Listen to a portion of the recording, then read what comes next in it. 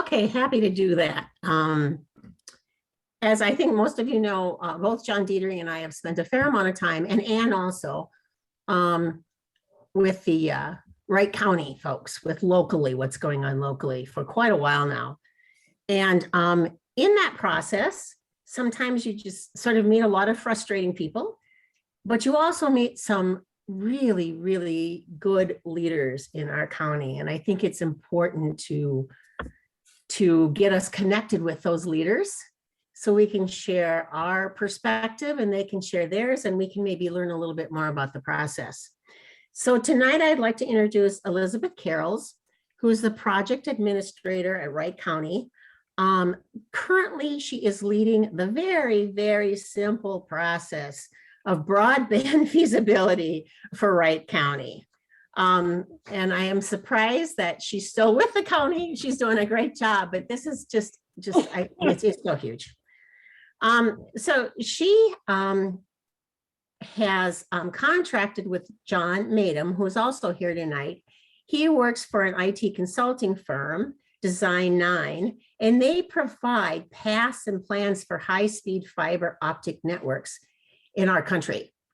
So it's a really powerful, I think, couple with Elizabeth's knowledge of the county and, of course, John's knowledge of the infrastructure and IT. So it's a good couple of folks that are leading this. So tonight they will analyze and assess our current gaps in coverage and make recommendations to the county on how to best address the need and plan costs for improvements. I thought it was really interesting. I think in the last 3 days, I've seen no less than 4 different numbers that have floated out there, from 90 million to 70 million to 55 million that Wright County is supposed to get for broadband. I'm not sure kind of if they really know, because if you talk to the commissioners, I've talked to a couple and they're saying, well, none of it's really earmarked. I also don't believe that's true.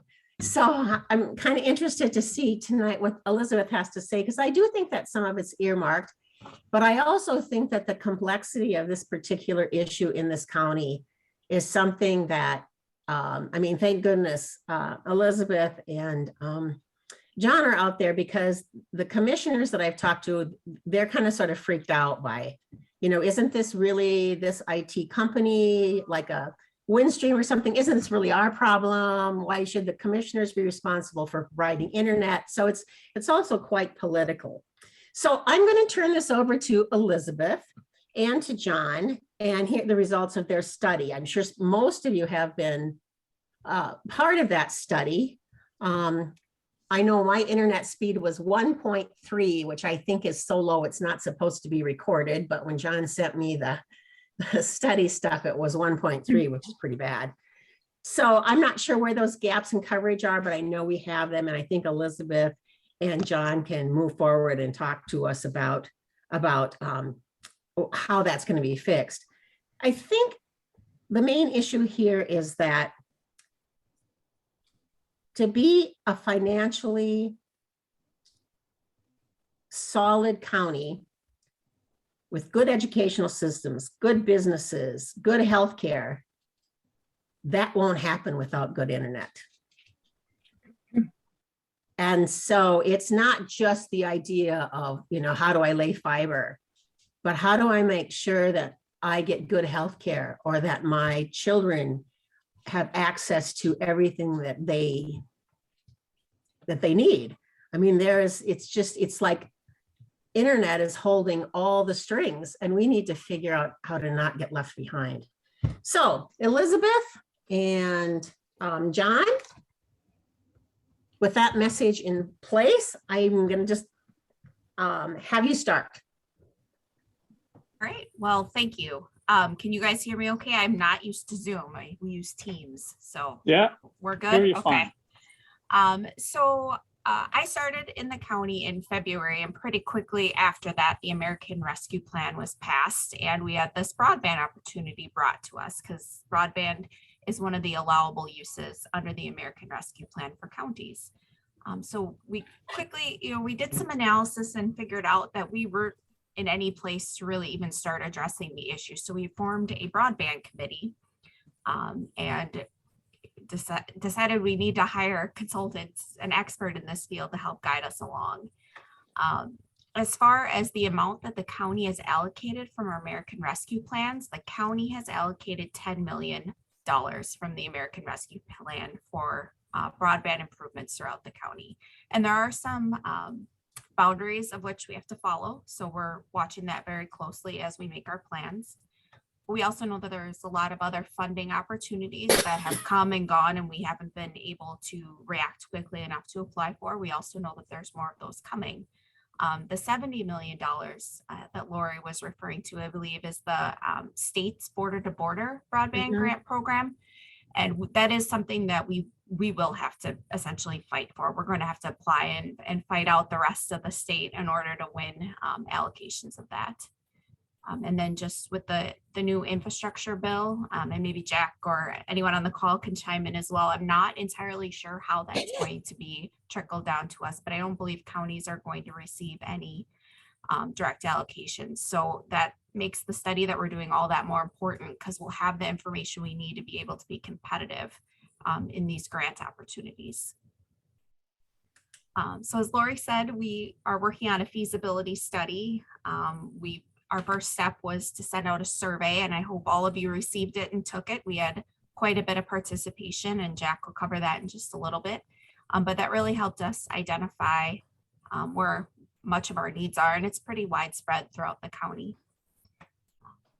So I think I'll turn it over to Jack, and we'll share some data on some screens. So Jack, where would you like to go? Well, I think first of all, I should respond to Lori. Lori said that you and I are a couple, so I'm not sure. Fortunately, I was on mute. My wife's here, but I'm sure she wonders where I go when I travel around. But that's funny. My internet's probably just as bad as Lori, so I came back into the office to make sure I didn't lose you guys. Sure. Well, we could start with the survey, or we could start with the broadband analysis that we did. Whichever you have up there first, we can start with. I'll let you do the driving. Also, Laura, I must say that I did have John on the resume that I had sent to Elizabeth, but the only one who ever called me John was my mother when she was mad at me. I normally go by Jack. All right, I think I'm screen sharing again, not a Zoom user. So that looks good. I'll explain a little bit about the plan, and we'll start with the survey. But the plan has a number of different facets or sections, and one of the most important is the survey that we do. And we start this in the beginning because it does take a while to filter down. So I think we started this probably around the beginning of July, the planning for that. And I think we actually presented this particular report, the survey report, which as you can see there is 136 pages back on October 25th at a meeting that we had in the county boardroom. In any event, the survey was both online and it was mailed because we recognized the irony of trying to do a broadband survey only online for those folks that don't have good broadband. So we did actually distribute a paper copy, one sheet, two-sided, to every home in the county. We got very good response. I think it was around 15%, whereas normally we might get 5 or 6%. But we have noticed an increase over the past 6 months or so, I think primarily as a result of COVID. But I also have to take the Minnesota factor into account as well, since you people are so noble-minded in terms of public service. So I'll give you a couple extra points for that as well. But as a result of the survey, there were a few surprises, I would say. The fact that 86% of the respondents were interested in faster or more reliable internet service is not a surprise. The fact that 41% are dissatisfied or very dissatisfied is not surprising as well. I would say that for me, one of the more unusual responses was the last item there on the bottom right, that 44% indicate that availability of broadband internet is affecting where they choose to live. Typically, it would be educational facilities, schooling, maybe other factors, transportation, et cetera, traffic. But this is much higher than we've seen in the past. I think it's because people have become more aware of the importance of broadband and the fact that it's not necessarily just a given that it's going to be available wherever you choose to move. So I think I heard some of the comments earlier about people saying that we needed broadband. I think Lori said it, in order to attract people to move, especially if they're coming from the big city. We know that there is a divide, and I've seen it because we've done over 250 of these studies around the country, mostly in rural counties and cities and groups of counties. And we know that people in big cities take it for granted that you can get good broadband at a fairly reasonable price. But I think that the events for the past couple of years have shown that if you are in rural areas, and it can be very difficult to get anything more than the basics. So when you've got people trying to work from home, do remote schooling, when you've got 2 or 3 generations of people in the same house, students, high school students, grammar students, college students, because they have to all live together because schools are closed, then it becomes very obvious very quickly that the internet is inadequate in many places.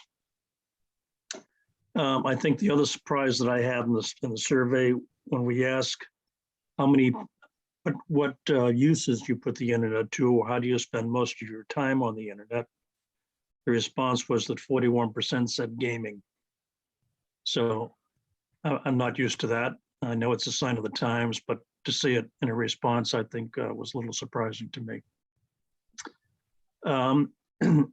This report is 136 pages because, as Elizabeth's showing us here, we have maps.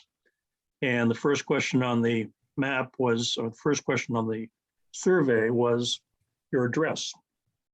Because if we can get a street address for a resident, then depending upon the responses that they give relating to the quality of the internet, the speed of the internet, whether they're satisfied or not, we plot that result on a map using red, yellow, or green, depending upon the level of satisfaction, level of speed.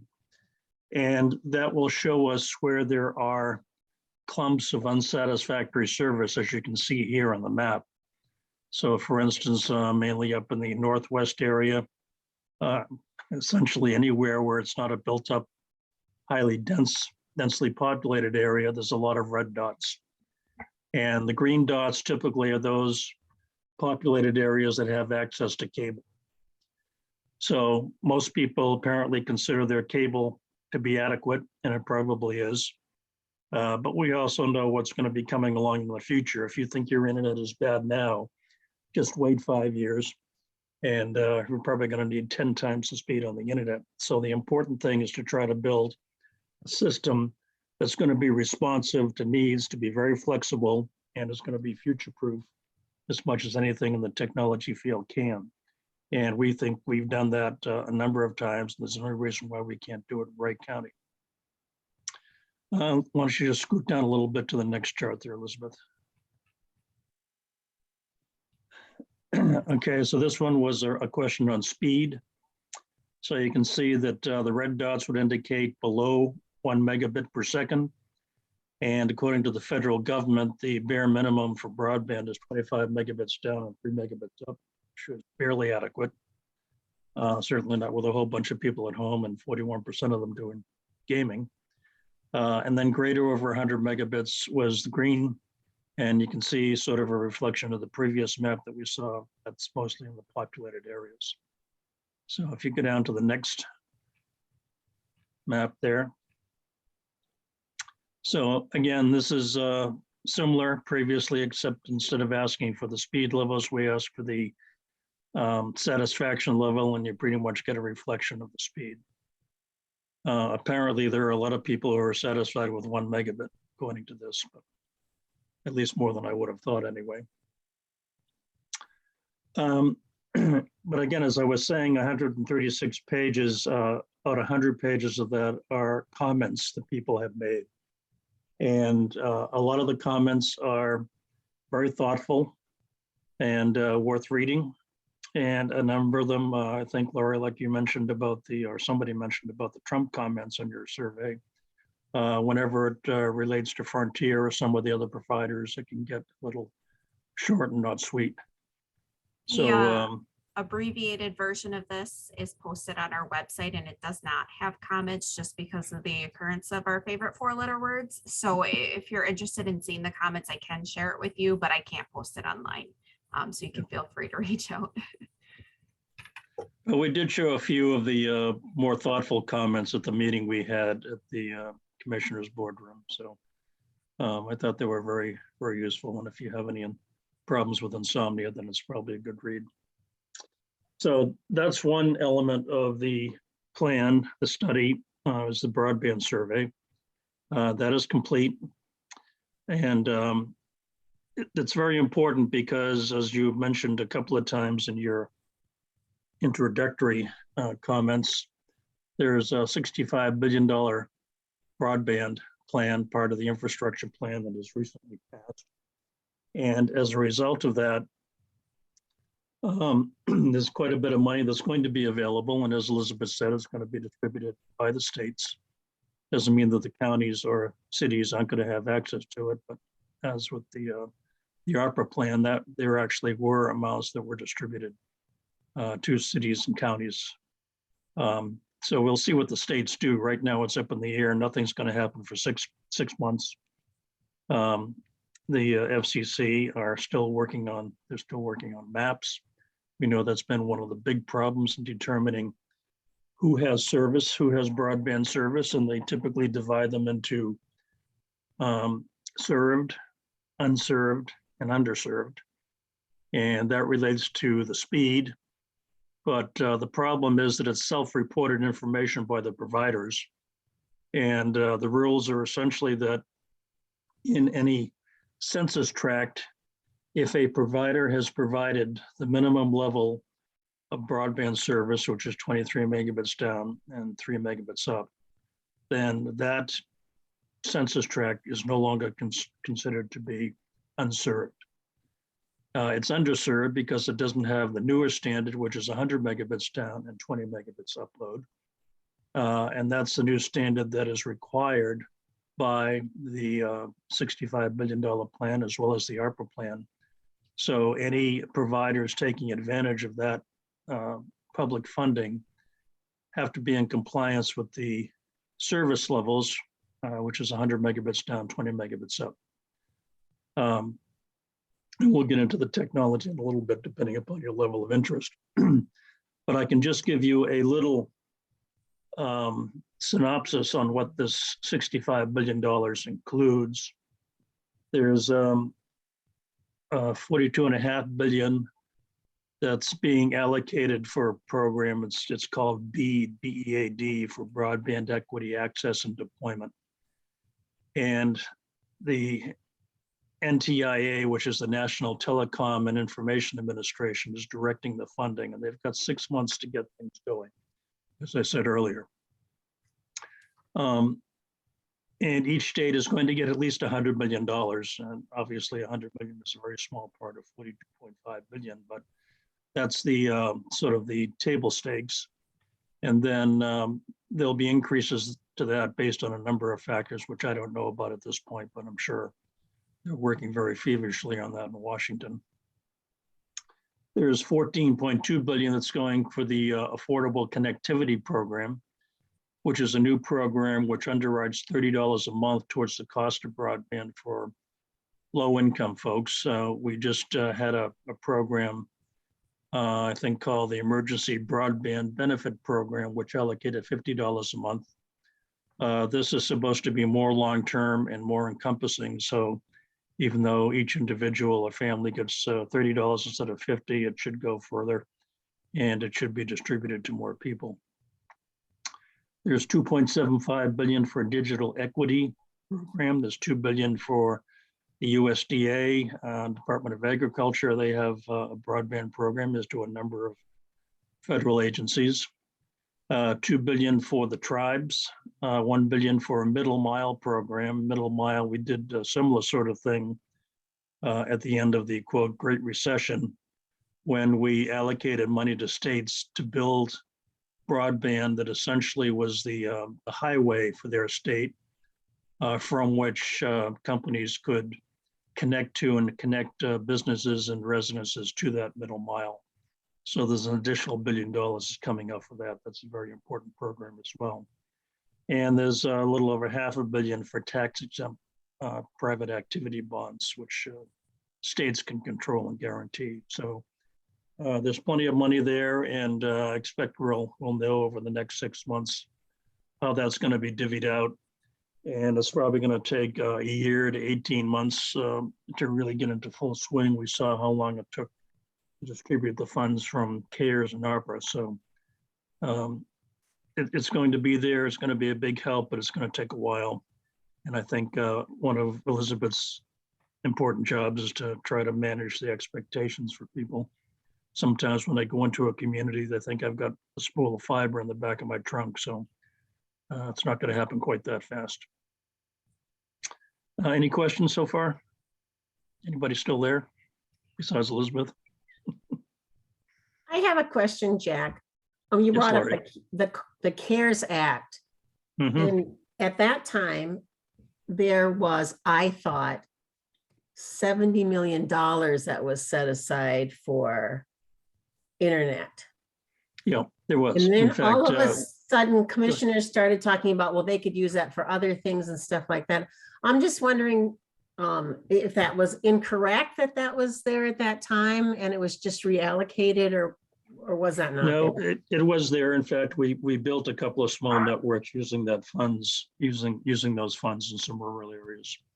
But there's usually some discretion allowed with these. For instance, the ARPA funds, you could use it for sewer, you could use it for water, and you could use it for broadband, couldn't use it for education and some other things. So they did put some limits on it. And of course, this 65 billion is part of a $1.2 trillion project. So this is exclusively for broadband. Will private companies get money to from some of this money allocated? And in turn, will they be accountable for sharing or making it more affordable for the consumer? Well, you've got a couple of different directions going on there in that question, but let me try to address them. The plan is to try to encourage any organization that can develop, build, manage broadband to do it. So that includes private companies, co-ops, nonprofits, et cetera. We did a study in Bozeman, Montana, community of about 50,000. And based on that study, 4 local banks decided to put in $4 million. So the city formed a nonprofit to have us build a 20-mile network along Main Street to help out the businesses there. So co-ops are getting into broadband in a big way. They were doing that before the recession back in 2007 and 8, and then they got burned because they didn't do a whole lot of things, but they're coming back into it now. Wright County is very fortunate in the sense that, and this I'm sure is partly due to Elizabeth's ability to arrange the meetings, but we had online meetings with 16 internet service providers in Wright County. That's the most we've ever had before. Sometimes it's hard to get 4 or 5.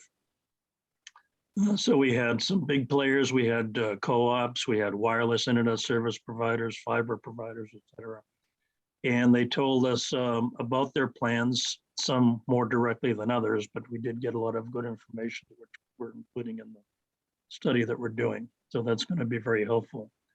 I can explain a little bit more about the technology, but I think the important thing to realize is that the most important element in this whole broadband improvement is competition. If it's one thing we've learned in this country, if you have a number of companies competing for customers, the service gets much better and the service is less expensive. We have 6 internet service providers on the network in Bozeman, and that's called an open access network. That's what we try to promote. But it requires that the municipality or the county or the groups of counties get in the business of managing some of the infrastructure. And that would include plastic conduit pipe that goes into the streets and the roadways. You've probably seen it. You've seen it plumbing. And into that, you can insert fiber, and it doesn't have to be done when you put the conduit in. So if you're doing a road project where you're replacing sewer pipes or water pipes, or you're just doing resurfacing, it's important that you get conduit in the ground because the cost is pennies on the dollar for doing it otherwise. You might be paying $1.50 a foot for the conduit. If you're doing it in conjunction with a sewer pipe replacement, you might be paying $7 to $10 a foot on the overall project if you're doing it strictly as a broadband project. So that means you need some foresight, you need to coordinate planning, something I've not seen that many communities do, even my own community. That's important for you to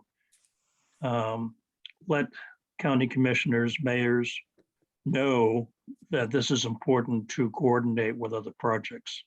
If you see somebody digging a hole in the street, the first question you should ask, is there any conduit there? Dakota County, down a bit on the other side of Minneapolis, we've been working there for about 3 years.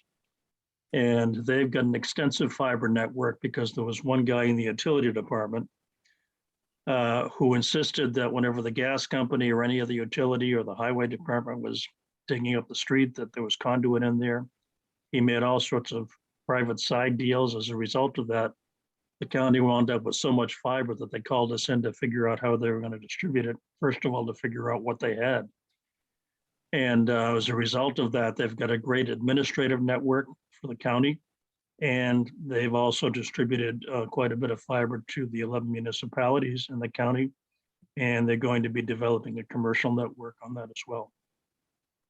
And the same thing happened in Sandpoint, Idaho, small community, about 50 miles from the Canadian border.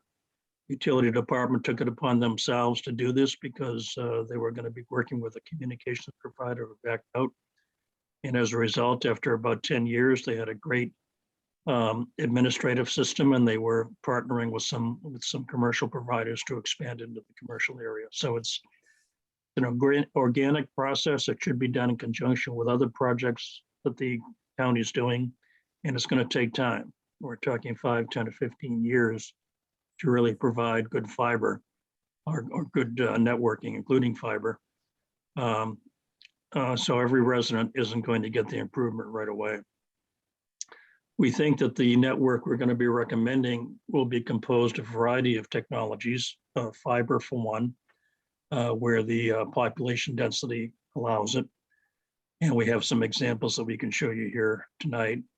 And also fixed wireless in those rural areas where it's not economical to put in a fiber network, at least not right away.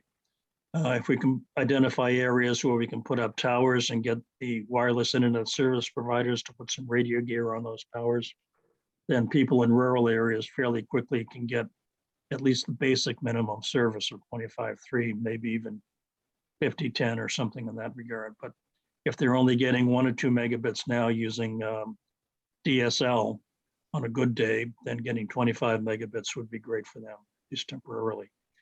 We tend to think that eventually everybody's going to have fiber, just like everybody now has electricity.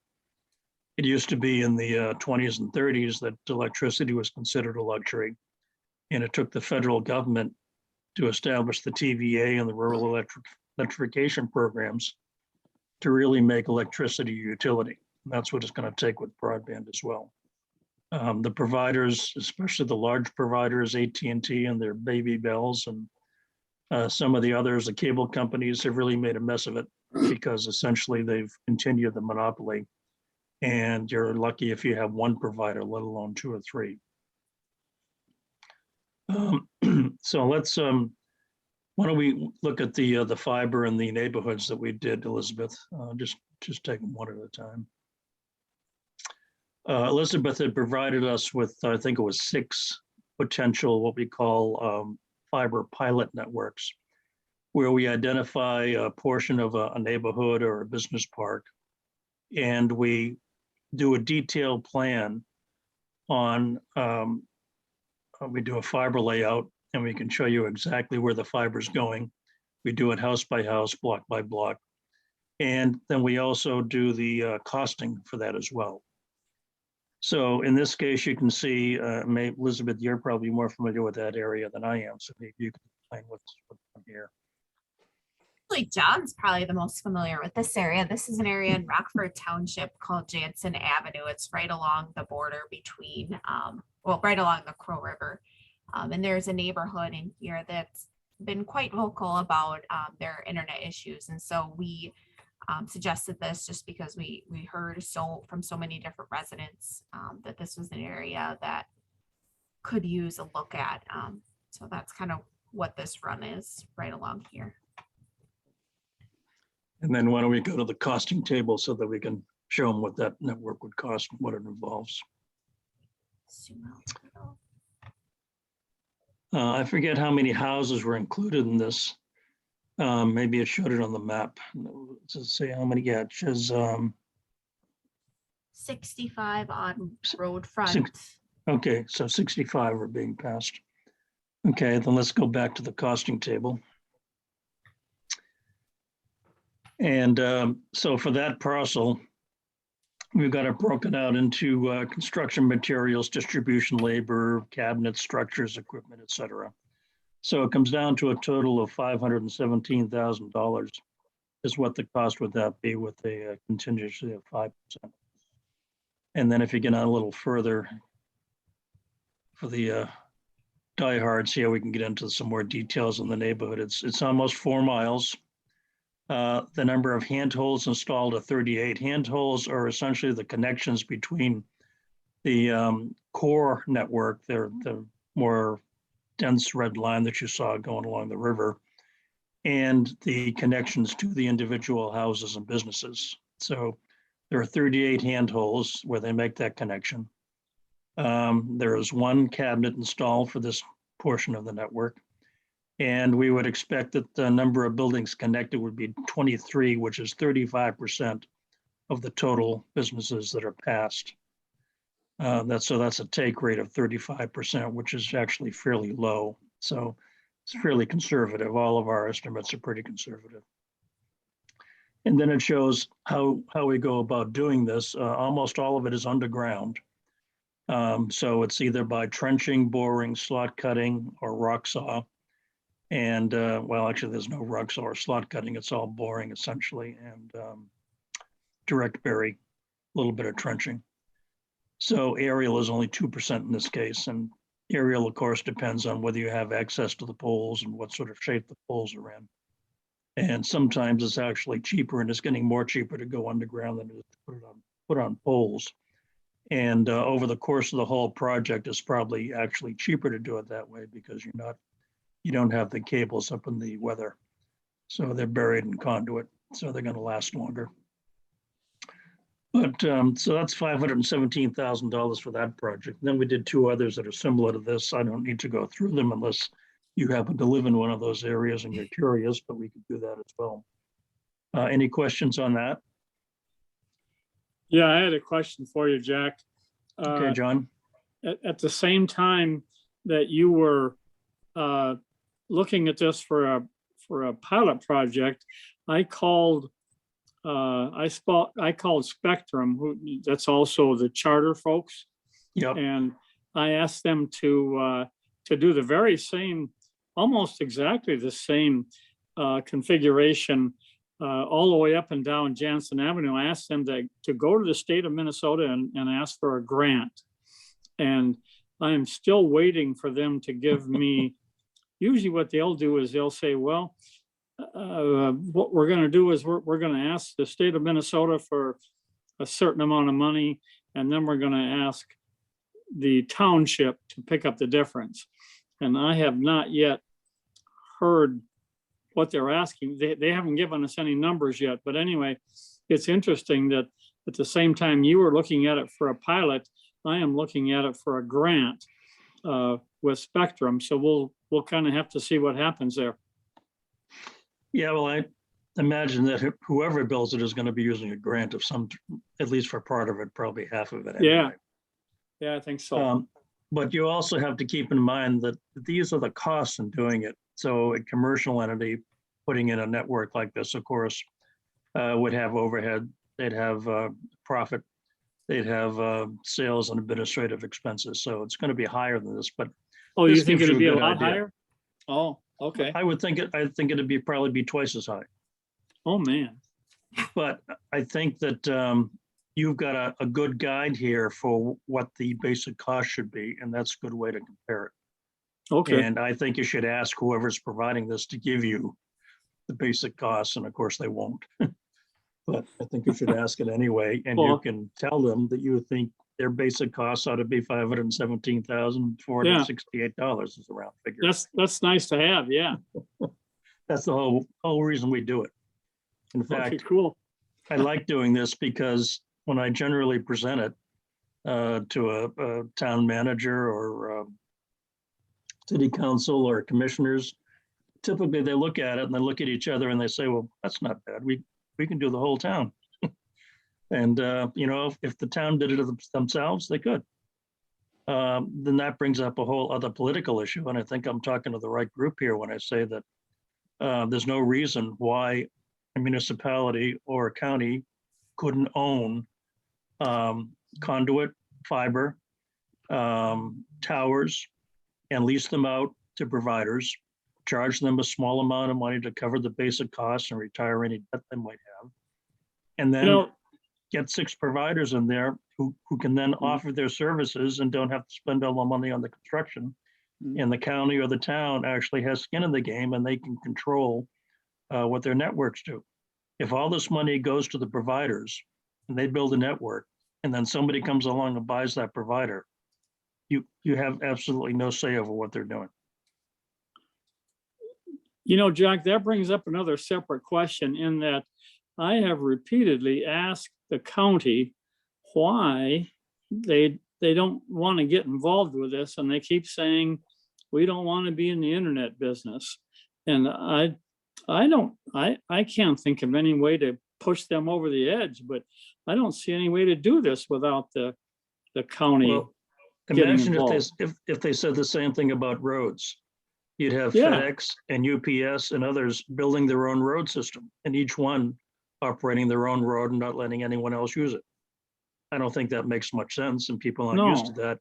And yet with broadband, for some reason, we all think it's normal because that's the way they've been doing it for 100 years. We're a pretty decent grassroots organization, Indivisible is, and I think if it comes to it, we may have to put a lot of pressure on the county to step up and meet some of the needs here, but we can talk about that later. Yeah, One well, we thing, aren't go ahead. I don't know if there is a whole lot of struggle with wanting to put in the infrastructure. I think what I've heard from the commissioners, at least the direction I've been given, is that they don't want to be the provider. So we're not going to be Comcast. We're not going to be providing your internet service. So I think that's the distinction, and they may not have articulated it in a way that makes, that comes across that way. So we can work on messaging from the county standpoint a little bit better on that. But I don't think we're opposed to installing some of the infrastructure that Jack is outlining right now. Yeah, that's Don't we have a model here with FiberNet in Monticello? Isn't that owned by the city? It is owned by the city, I believe, but it's run by a third party. I believe Arvig runs it now. And I think they had some challenges with that, and the county looking at that model, I think, is where some of the hesitation has come in. We have not seen it be too successful in general for cities, towns, or counties to offer the internet service, as Elizabeth said. But there have been a number of successes, especially those cities that are, quote, electric cities where they own telephone poles and they have companies that are used to putting wires on poles and connecting to homes. where they have been able to do that. I think one of the problems in Monticello, as Elizabeth said, is you've got one company essentially running the network. And so the fate of that system is dependent on that one company.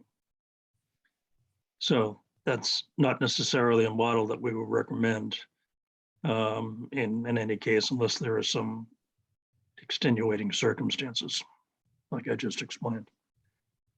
But in addition to the fiber, which you see here, we're also going to be recommending that the county consider either directly investing in some towers or providing financial support through grants, public funding to companies who would build the towers and then offer the services by putting radios on the towers and selling their services directly to residents and businesses.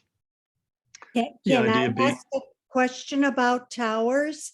Sure. I live in the northwest part of Wright County, and I did attend the meeting at the county board or county boardroom. And at that meeting, Vibrant sent someone out to assess my spot again, and I'm still not eligible, or I don't have a good enough signal. My question is, will the county be looking at working across county lines, because they're primarily in Meeker County, or will the focus be just on using what's available in Wright County? Well, according to this study, it's Wright County. Now, we did a study in Meeker County, and as a result of that, Meeker Co-op decided that they were going to put fiber on their poles for Meeker County. And they're also doing wireless now as well. So we're also doing an 18 county study in Northeast Wisconsin and a 14 county study in East Texas. And both of those are probably going to involve what we call the middle mile project for all of those counties, because in Texas, which we started, seems like it's been going on forever, but that study has been up and down probably for a year. Initially, each county was going to provide us with 3 to 5 projects that related to providing better business service, and they just couldn't get it together. So we said, well, we'll design a middle mile network. That way, every county will have some good infrastructure that the private companies can use to extend their service by connecting the middle mile. So that's the current project that's underway there.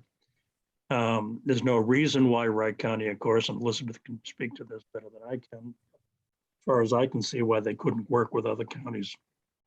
We've tried provide that reaching out. service.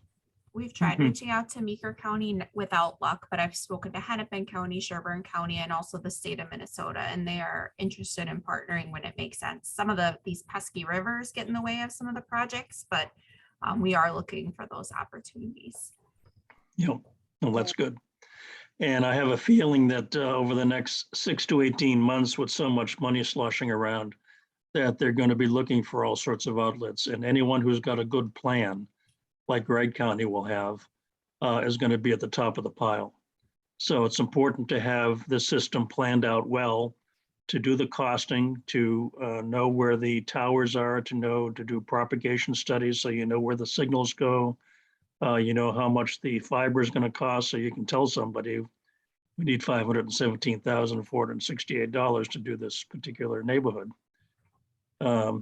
I mean, and that's what you do is you build it then one neighborhood at a time, and eventually you get a whole countywide network. And you just have to realize that it's going to take you 5, 10, or 15 years, and it's going to be a continuing effort. And again, unless the county has some skin in the game here, they're really going to be just watching the progress, good or bad, from the service providers. And we know what some providers, like for instance, Frontier, it's been very bad. They inherited the copper DSL system. Actually, it wasn't even DSL at the time. It was just a copper telephone, plain old telephone system. And their business plan was to essentially leech off of that as long as they could. They wanted to extend it as long as they could in time. and didn't want to make any improvements to it. And as a result, they went bankrupt. And now that they're out of bankruptcy, they're saying, well, fiber is the greatest thing in the world, and we're going to provide fiber. And they run these ads where they say, well, put your address in here and we'll tell you if you have fiber, you can have it. And I always do that, and there's never available. So you can try it too. And I have a feeling it's never going to be available when you put it in there as well. So that's the problem with letting the companies do everything. So you've got to come up with a reasonable approach. You, as Elizabeth said, you don't want the county commissioners to get phone calls when somebody's internet goes out in the middle of the Vikings game. On the other hand, you don't want to have providers in their private companies or public companies where they won't tell you anything about what they're doing, and they just say, well, leave it to us, you'll be fine. And then you aren't. And then something like COVID comes along and look where we are. So I should probably join your organization because I can be a little bitter about that, but I've seen the effects all over the country and it's not pretty. So I'll point out one other thing about this plan, and then it's a little after 8, so I think I'll shut up after that. But one of the things I mentioned is we do a provider report where we analyze by zip code all of the services that are offered by all of the companies, and we do a profile on each company, how much that service costs, and what the speeds of that service are. So this is just one chart in that page, and it shows you all of the zip codes in the county, and it shows you who has, or what the percentage of cable, DSL, wireless, and fiber is. As you can see, there's not much fiber. And in fact, I suspect there's probably even less than what they're promoting on here. You know, being able to look at this at a glance, I think is a good help for people. It's certainly helpful for somebody who might be considered moving into South Haven. All they've got is DSL, so I don't think they're going to find too many tech workers going there. And then if we get down a little lower, we see one other page in this report. Yeah, there you go. Right here, where we consolidate all of the expenses that we think people in Wright County are going to be making. So for instance, if you take the total households, which 48,242, and the businesses, and then we estimate for the different types of services using a cell phone for internet, households with what we call little broadband, which is DSL. DSL is really little broadband. Households with cable, and then households with no internet, where they use satellite TV, or they use their telephone to try to connect to the internet. So you can see that the monthly cost for those services on average goes from 155 for the DSL, where people are getting phone, voice, internet, maybe cable, satellite, TV. And again, this is a consolidation of all the various packages that are available. So the annual expense for those services is shown there. It's $1,860 for the DSL, and it's $2,000 for households with cable. And if you extrapolate that out to 30 years, people in Wright County are going to be spending over $3.5 billion on their broadband expenses.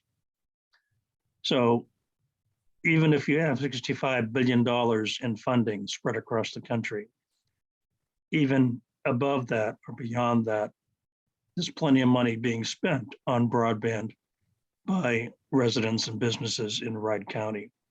So if the county or municipalities were able to get a small portion of that as kind of an annual operating budget, then you could have the best broadband network in the world. Certainly suitable for 21st century, and we know it's coming along. For people who lived through 2020, you ain't seen what's coming down the road, and there's going to be a lot. We've heard a lot of talk about the metaverse lately, but all sorts of things are going to be required to work and get educated and just do normal activity. It's going to require an enormous amount of internet broadband. So I will stop there. Do you have any additional questions? Let me just say that the plan should be completed by the end of this month. So I'm scheduled to be back in Wright County in Buffalo on the 14th, I believe, of December. We have another presentation to the county commissioners. And at that point, the plan will be essentially complete. Just in time.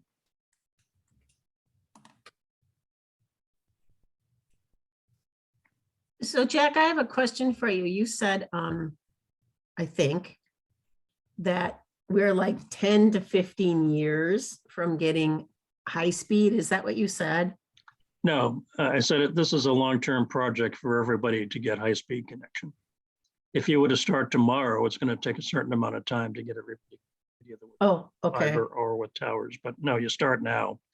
One of the advantages in doing both the fiber and the towers is that the people who are in the rural areas can see that there's progress being made in their area. It's not just the municipalities that always seem to get everything, who are first on the list. Concurrently with expanding a fiber network, you can see that there would be towers constructed. But ultimately, you're going to want to connect those towers to fiber, because if you get high-speed radio gear in these towers and they start collecting a lot of data, that has to be brought back to a central office for distribution over the internet. And the best way to do that is by fiber. There are things like wireless backhaul that can be used intermittently, or at least in the beginning of a project like this. But ultimately, you're going to want to have those towers and ultimately the homes connected directly to fiber. In that case, the wireless, fixed wireless on the towers becomes a good backup system in case the fiber goes out. So it's a combination of technologies. It's a planning process. And the important thing is for people to realize that the county is making improvements that eventually they'll get to me. I can see it progressing on several fronts. So I'm happier today than I was yesterday because I can see something's being done. So would you say, I mean, I came from the city and I was going to move back like 2 weeks after I got out here because I couldn't talk to anybody, right? I was just like, oh my gosh, this is horrible. And there's still lots of issues, but I'm retired. I'm just on board, so it's nothing's critical. But what about people that actually Well, have? what about medical? Well, exactly, wanna do? or people that do have to, that they have to. Is Wright County viable for them? Oh, I think so. I think as I indicated earlier, you're well ahead of a lot of other places. If you think you've got it bad, you should go to West Virginia. Okay. You know, and I'm not, it's just that when you fly from Virginia to West Virginia, it's like the terrain suddenly changes. It's like a washboard. It's up and down, up and down. And so if you're trying to do broadband in that area with towers or fiber, it's very difficult. But go ahead. Okay, there was a fiber line pipeline put in across the road from us. I live right by a state park. I know what So you're going to say. Pardon? I hear this all the time. I know what you're going to say. There's fiber right in front of my house, but I can't touch it. I don't have access to it. Right. That's because- I've been told it will be accessed by the people who live at Sugar Lake, the wealthier resort owners. So If they're almost always going from point A to point B, and they're almost always big cities. So they're passing through your neighborhood. They are not purposed for community broadband, for residential or business broadband, unfortunately, but that's the way it is. But I get that almost everywhere I go. I just wait for it, and it always comes, and it's understandable. The highway department puts fiber in. There are companies that specialize in long distance fiber, and they run it from one city to another city. Goes through, and you can go out watching them putting in. You can ask them what they're doing. They say they're putting in fiber, and you go away thinking you're going to get connected next week, and nothing happens. Not for you. No soup for you. No soup for you. Yeah. Well, is there any way for those folks to buy in, Jack? What do you mean? Well, You I mean don't trying know to how far, I don't know how you far make it- Karen is, but make them an offer? yeah, they Well, I've can't heard that, refuse. that the corollary to that is, I've stopped by sometimes. I just stop into businesses, and I stopped into it's a furniture making company in Virginia. And they were outside a village that had cable. They had Comcast. I think they were like a half a mile away. And he called up Comcast and said, how much will it cost me to connect? And they said $35,000. So he hung up the phone. And then a day later, he called back and said, all right, I'll do it. And then they said, well, actually, no, it's not available for any. So they have their plan and they won't deviate it from So one bit. Jack, I see that Anne has been holding her hand up and wanted to ask a question. Oh, quick question. Does it help to loop in small business owners and people involved in agriculture to help Oh, absolutely, yes. push? There's so much We did a need. study in Virginia, a county not too far out of Washington, D.C. And when we did the survey, we asked people, of course, to comment on what their use for broadband is. And someone wrote one word response: cattle, because they have RFID tags, they have radio frequency identification tags on the cattle. They measure the steps when they walk, and they can measure a lot of other things too. And if you get, a couple of hundred head cattle, that's a lot of data that needs to be transmitted. Sure, agriculture, I think, is for the big farmers use drones to fly over their fields and determine where they need to be watered or fertilized or if they have any diseases. All sorts of applications. What about satellites? Because isn't it Amazon that's producing and sending off these satellites now for the third world? Well, the Amazon would like to be able to do it. And in fact, they've announced they're going to be doing it. But it's SpaceX, Elon Musk's company, the Starlink division. Okay. They put up, I think, somewhere in the range of 1,500 satellites now, on the way to 15,000. And if you had asked me 2 years ago if I thought this had any chance of success, I would have said no. And I'm just amazed at the progress they've made. In fact, in northern climes like Minnesota, you can pay $300 or $500, I forget which, to get an antenna about the size of a big pizza box. You stick it on your house, and then you pay $99 a month. And you get pretty good cable. I think the average is about 78 megabits down and something like 20 up, 12, 20 up. It varies, but not bad. Some people even to try putting them on their cars. They put them on their RVs. And in fact, we just finished a study in St. Croix County, just across the river over in Wisconsin. And we proposed towers and fiber and other things. And the county administrator said, well, he doesn't want the county to invest any money in the towers. If somebody else wants to put them up, then fine. But what he thinks he'd rather do is to subsidize Starlink subscriptions. So if it costs $99 to subscribe, then the county would pay, I don't know, half of it to people who have certain income restrictions. And he thought that was going to be the best bang for the buck for the county. I've been gathering up articles that point out some deficiencies in the Starlink system. If you order it today, you'd be lucky if you get it in 2023. And so who knows what happens, what's going to happen when a whole bunch of people start signing up, get stretched out 5 years or more. But still, it's an option. 5G is also, people have raised that issue. 5G is the latest generation for wireless, mobile wireless. And as you may have noticed on the study, a lot of people use their cell phones for internet connection because that's all they have. And it can work, but it's expensive. And if you don't mind watching Netflix on a 3x5 screen, then you can do it. But 5G has been promising all sorts of improvement in terms of speed and better latency and other things. And eventually that's going to happen. But with 4G, which is what everybody uses now, and which is what the fixed wireless would use, you have a range of about 5 to 10 miles per tower. With 5G, you've got a range of somewhere between 1/4 and 1/2 mile. So when we did a study in Marathon County in Wisconsin, we addressed that issue. and figured it would take about 4,000 to 5,000 towers to be able to cover Marathon County with 5G. Now, these would be much smaller radios. They're about the size of a lunchbox, but they still have to get on a tower because they have to have the line of sight to wherever they're sending their signal.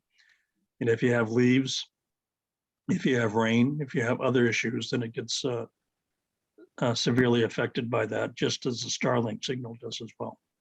So So there are all Jack- sorts of trade-offs. Yep, Yeah, I'm coming to you on 4G right now. yep.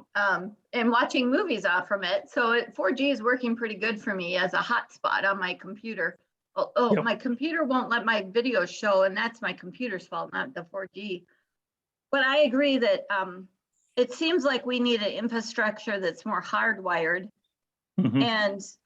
And what I heard, what you said is that nationally, it'd be nice if we invest in it like we did the railroads or other blooming technology back in the day, instead of Like doing electricity. piecemeal. Yeah, like Yeah. electricity, instead of doing a piecemeal like we're doing now. What's 2 or 3 or 4 things that we could do? Because I'm all about action. So what specifically should we, because I think everybody's mind is just like overwhelmed by all this information. And Well, the first thing you do, as I said before, if you see somebody digging a hole in the road, then you say, is there conduit in there? And you scream bloody murder if there isn't. It costs almost nothing. When I go and make presentations, I usually bring about a foot-long section of fiber with 288 strands in it. It costs about down to about $1 a foot for that fiber. And the conduit, actually, conduit's almost more than the fiber is. But if you're doing it in conjunction with other projects, then you're paying a few cents on the dollar to do it. So that's the first thing. The second thing is competition. You want to be sure as much as you can that there's more than one internet service provider. Like I said with Bozeman, where they've got a half dozen providers offering services, then obviously people are going to specialize. Some are going to offer the cheaper service. Some are going to offer the more expensive, high secure, faster service. But in any event, you're going to have choice. And I don't know that we want to be in the cereal box choice arena where you've got 200 choices of cereal, but I think if you have a half dozen providers, that's certainly better than having one. so who do we ask these choices of? Do we tell our county commissioners they need conduits everywhere and that we need choice of internet providers? Is that who we talk to? Well, you Elizabeth can is ask nodding Elizabeth that. yes. We are working on a dig once policy. And so any support and pressure on the commissioners to make sure we use that policy regularly and as often as we can, and also encouragement to our townships and cities, because they Could also we do get road something in projects. writing like that, that dig once means whatever? Because like we're all like just simpletons here. Yep, you and know? yes, I have a PowerPoint I can share. I can send it to Sue or Lori. Would that work okay? That would be great. Okay. Yeah, that'd be Yeah, excellent. It was a very good presentation, even we're using it. Oh, Ellie, I'm very proud my intern put that together, so that's awesome. Yay. Interns are great. So dig Yes. once, ask for more internet providers. What else, Jack? Well, the thing you just mentioned is to put pressure on the politicians. You didn't hear it from me, but and you want to do it in a nice way. And I know that being Minnesotans and progressives, that certainly that's what you're going to do. But you just want to find out What that, pressure? well, you want to first of all show them that you know what's going on, that you know there's a problem, you know that there's a way to solve it, and you want them involved. And you can say that I don't think it's a bad thing if cities and counties put some of the infrastructure in and then lease it out to providers. We don't want you give me my internet service, but we want you to make it easier for the providers to do it. And we want to have more than one provider. Yeah, And if exactly. we put a whole Yeah. lot of fiber in a pipe, I got another picture of me holding a strand that's got 3,456 strands of fiber on it. So if you're doing a small community, you can do things like that. You can have more than enough to lease out. And if people know you have it, the phone companies are going to come because they need to connect their towers. The other providers are going to use it to connect to the residences and the businesses. And if you have towers there, then you can get the wireless internet service providers. So the county or the town can build towers and own them and lease them out, and they can put conduit in the ground or put cable on the poles. Lease that out too. You're wonderful. Thanks for sharing those thoughts. Sure, had to do it. My job. One other thing, just knowing the commissioners the way I know them, one observation I've made is they're very thoughtful about what I call the fairness factor. And so they're worried about making this an entirely fair process, but in doing so, we're missing opportunities. And so it basically becomes fair for no one and everyone's becoming a loser. So I would just encourage them to take action, even if it's not necessarily action that benefits you, but I mean, one step will, I think, get us a snowball effect. So they're worried the constituents are going to complain if they do something in one area and not in their area. And that's the fairness they're worried about. And what we need to tell them is, even if it doesn't benefit me directly, just do something. I think we just need to start. And that's my opinion and my observation. Not Yeah, that's Wright the County as a important whole. thing. Right. The Just important thing start. is to Just do start and something. get it going. Yep. So Lori and John, you're good at writing letters. If you could come up with something that we could write and we could copy and we could send out, that would be awesome. Well, I Along would with mention that, one one other big thing as thing. well. One other thing as well is that when we do present the final report on the 14th, I presume that'll be a public meeting, similar to what we had when we did the survey.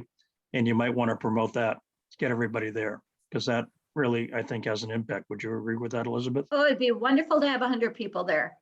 Can we get 100 people there? You might have to stand.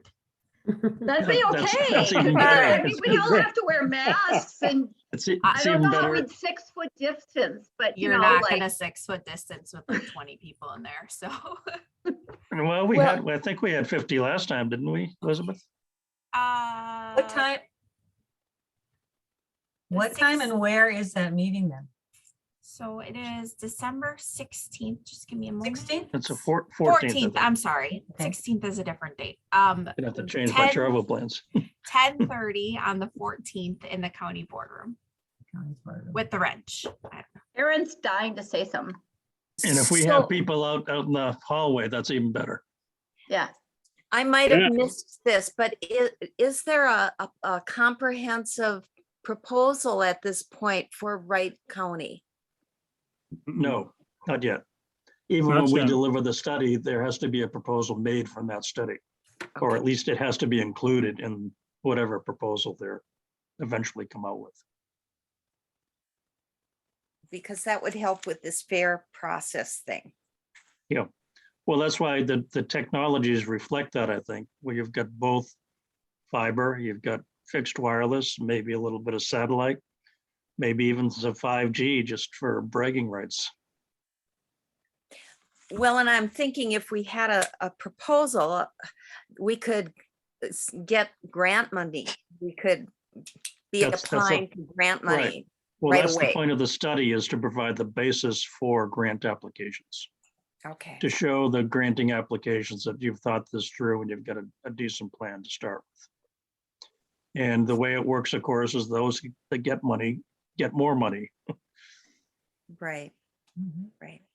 Yeah, our 10 million of ARP funding is supposed to be just kind of the start of this. We definitely want to go for future grants. I mean, there's a USDA grant opportunity that's opening up soon. So I have someone looking and seeing if any parts of the county are eligible for that.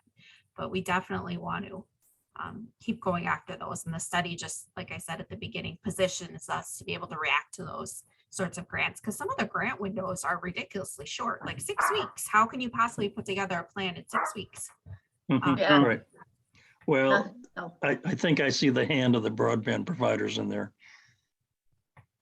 The less time you have, then the less active you're going to be. Yep.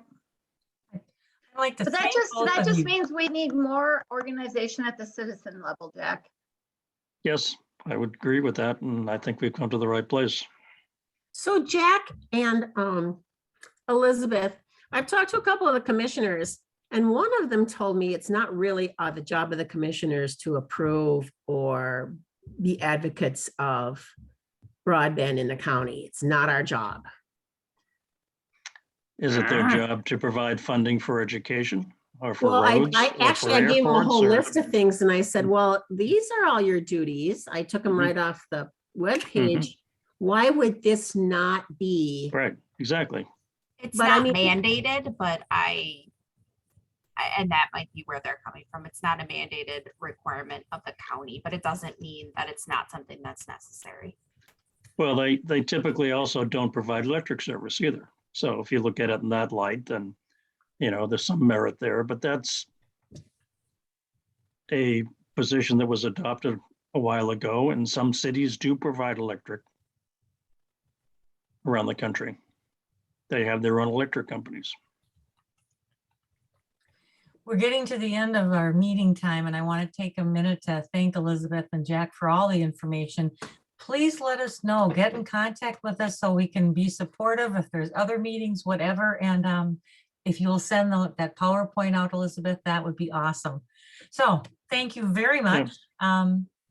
Thanks everybody for being here tonight, and we'll do some follow-up on this. I think this needs some action. Artist, have you got something real quick? You're muted, Artist. The portraits display that Darlene was sharing with us at the beginning Yeah. is owned by Unite Cloud. They rent it Yes. out and you should go to their website to see it. Thank you, Unite artists. Yes. Mm. I forgot. Okay, Okay, sounds real good. Thanks, right. thanks, EK. Thank you. Very much. Thank you. Thanks, Jack. so Yes, thank you for Everybody the have a good information. night. We'll see you in a Thank month you. from now. Thank you very much for coming. All Bye-bye. right, guys. Night. Good meeting. Thank you. Right.